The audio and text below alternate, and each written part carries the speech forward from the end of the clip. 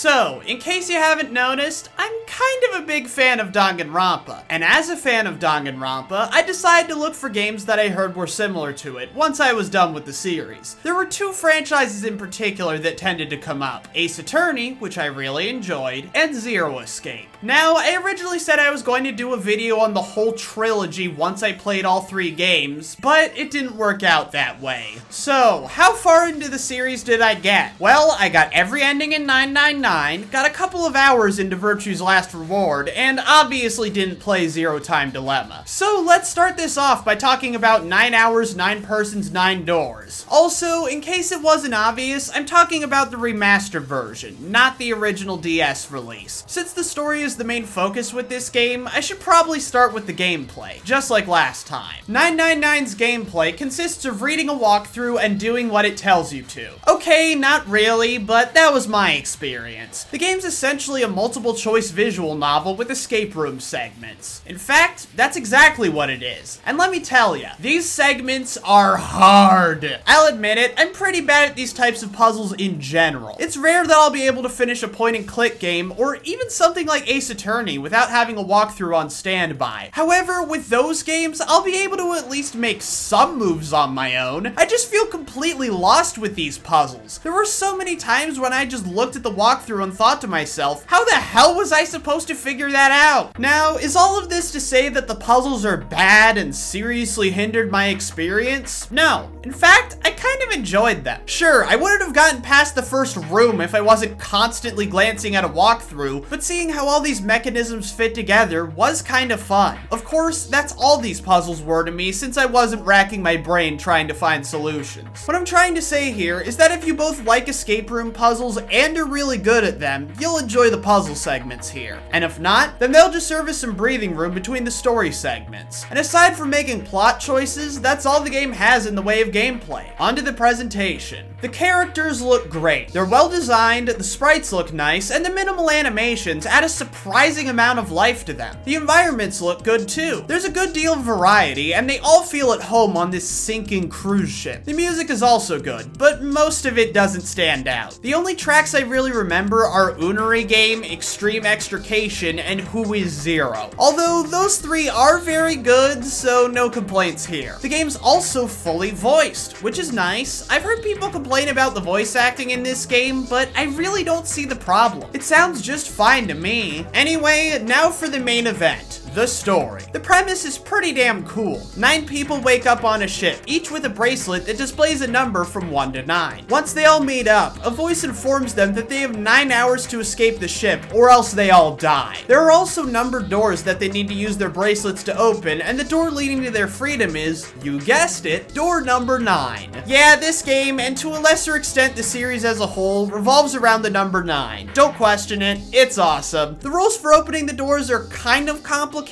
but easy enough to grasp. Although you do have to do math in your head to remember who can go through what door. These doors also serve as the plot choices in this game, since whenever the gang finds one door, they'll find at least one other door, and you get to choose which door they go through. Of course, all these routes lead to different endings. There's technically 6, but really only 5, and out of all of them, only 2 are really that important to the story. Yeah, the sub-ending gives more context as to why Lotus is on the boat, and the axe ending is an interesting and chilling scenario, but really, you can just get the safe ending and the true ending and pretty much have the whole story, which is fine I guess, but I was expecting info to be more evenly split up between routes. Also, the 2 endings I just listed both require very specific decisions with each door, and even certain dialogue choices for the true ending. I'm not gonna lie, I got stressed out when I first heard about this, since I learned about it immediately after picking door 4 on my first playthrough. Despite this, I actually wound up not really minding, especially because the flowchart is super helpful. As for the general plot points in this game, they're all really good. A lot of interesting things happen to keep you in suspense. The twists are clever and memorable, and even some of the more complicated elements of the story are at least understandable. And now we get to the part of the game that I feel is the biggest mixed bag: the dialogue. I mean, it is one of the most important parts of the game since most of it is is characters talking, so it would make sense that it could shake my opinion on the whole experience. Let's start with what I like about the dialogue. I like whenever the characters are reacting to the current situation. It keeps things intense and lets their personality shine through. I also like when they're talking about themselves. These are interesting characters, and I like learning more about them. You know what I don't like? The goddamn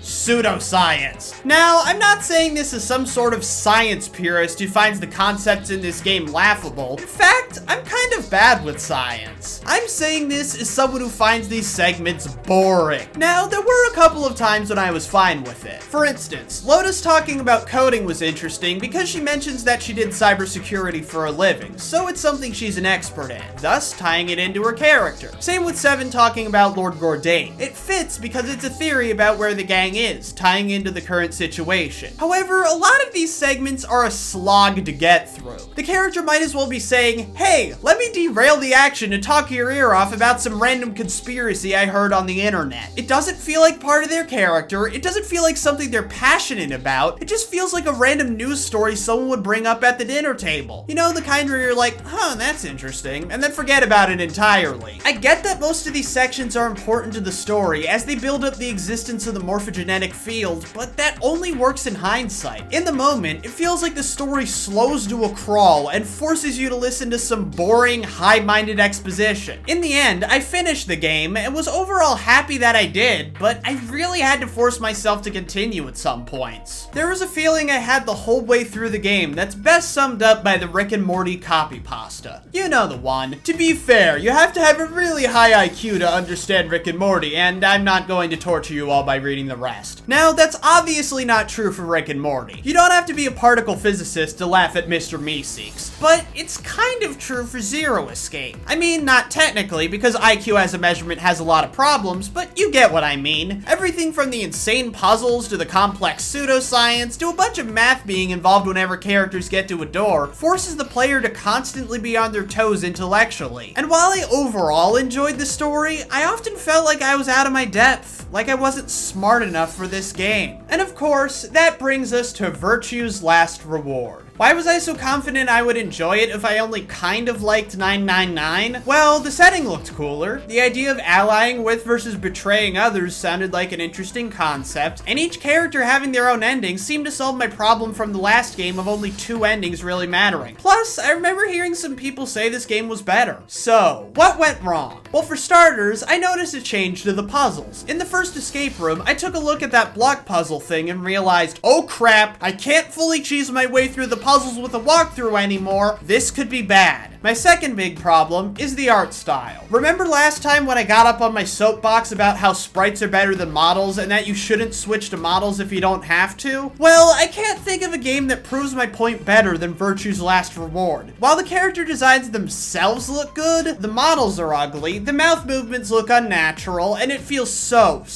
weird when they freeze frame on something. Seriously, compare that with these types of shots from the last game. One looks powerful and emotional, while the other looks creepy and unnatural. And the final issue that got me to quit was Fi. I really didn't like Fi. Sure, she may have gotten better, but the idea of having to spend the entire game with her was the straw that broke the camel's back. And from that last statement, you have an idea of where I stopped. It was basically right at the first chromatic door choice. Yeah, I know how that sounds. It's a big game, so I should have given it more of a chance. That might be true, but think of it this way. I enjoyed 999, but I really had to force myself through at some points. Now, I have Virtue's Last Reward, which for all I know may have the same problems, has a whole host of new problems, is at least twice the length, and has an absolutely terrifying flowchart. Plus, there's the matter of the series' reputation. Unlike Danganronpa, where there isn't much agreement on how to rank the games, Zero Escape has a pretty clear hierarchy. 9 hours, 9 persons, 9 doors is a fantastic game that everyone should play. Virtue's Last Reward is a flawed and inferior, but still pretty good sequel. There are some who say it's better, but they're in the minority. And Zero Time Dilemma isn't a bad game, but it's a poor finale that fails to wrap up a bunch of important plot points and is easily the worst of the 3. So if I had to force myself through the best of these games, why should I play the others? But part of me still has doubts, so I'd like to pose a question to all the Zero Escape fans watching this video. Given everything I said here, should I I continue with VLR? Do you think I'd enjoy it, or would I be wasting my time? Because at the end of the day, I think I like the idea of Zero Escape much more than I like the games themselves. The idea of a bunch of strangers with some sort of unknown connection being trapped in a location and having to overcome a bunch of trials to escape is a really good one. But the series seems to focus more on complex pseudoscience and difficult puzzle solving than anything else, which is fine if you're into that sort of thing, but I'm not, and I think that's always going to be an obstacle to my enjoyment. Want to know something funny? I actually really like AI The Somnium Files, which was made by the same team after they were finished with Zero Escape. I think the reason for this is that it puts more of its focus on characters rather than grand conspiracies. It focuses more on the way they think and make decisions rather than esoteric sci-fi concepts, and the puzzle solving revolves around their psychology shown through surreal dream logic rather than complex escape rooms. Is this me trying to make a case that AI is better than Zero Escape? Hell no. I'm not even trying to imply that Zero Escape is bad at character development. I'm just saying they put their focus in different places, and the way AI approaches things is much more tailored to my tastes. I tend to think more in terms of people and how they think and react to things, and AI scratches that itch. I'm not that interested in the hard sciences and the natural laws of the universe, which is the area Zero Escape occupies with its complex theories about time travel and multiple universes. And at the end of the day, I think that's the fundamental disconnect between me and this series. It heavily occupies an area of human curiosity that simply doesn't interest me. Spike Chunsoft is weird. The team known for a series I love went on to make a game I hated, and the team known for a series I didn't really like went on to make a game that I liked quite a bit. I am Defoffalizer, and am I the only one who thinks that the Zero Escape team was being influenced by Danganronpa's success? Think about it. The first game has virtually no similarities to Danganronpa, which makes sense since it didn't exist yet. Then the next game has a mascot character running the game and a similar plot twist. And then the third one forces the characters to kill each other if they want to leave. I don't know, it's just something I noticed. Bye!